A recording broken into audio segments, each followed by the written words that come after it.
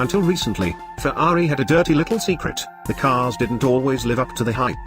Some were dead behind the eyes. Some were short on power. Some weren't so much assembled as fermented.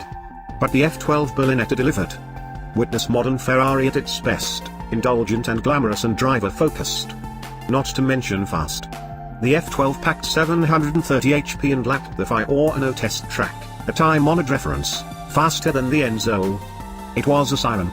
Just one problem: it scared the bejesus out of owners. So engineers had to make the car less of a handful. But also more powerful, and quicker around Ferrari, because those numbers only move one direction. The new 812 Superfast represents Maranello's solution to that singular conundrum. It brings slicker aerodynamics, shorter gearing, rear axle steering, more front tire, next-level traction management, and a Roman cavalry's worth of horsepower. The changes are so extensive, one spokesperson told me, that the car is effectively all new. But not really. The Superfast tries on a reworked version of the F12's rear drive, aluminum-intensive space frame.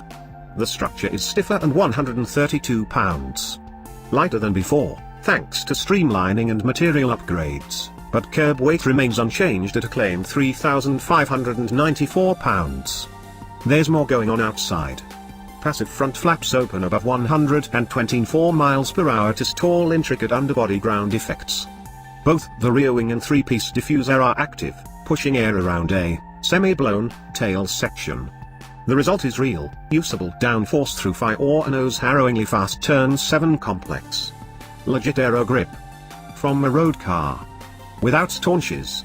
But aero, as a certain somebody once said, is for people who can't build engines. The man's style ages better than his quotes. Ferrari went to town on the F12's naturally aspirated, dry sump V12. 75% of the components are new or revised, including the crank, pistons, rods, and main bearings. Displacement swells from 6.3 to 6.5 liters, due to longer stroke. Compression ratio goes stratospheric at 13.6:1.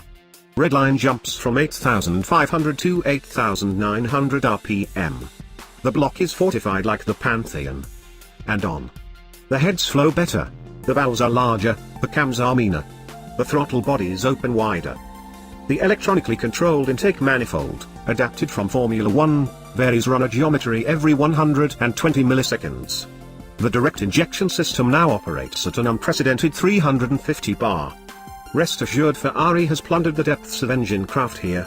These people make extracting horsepower look like high art. Painted in numbers, it looks like this: 789 HP and 529 pounds-foot. Lighting off the engine feels incriminating.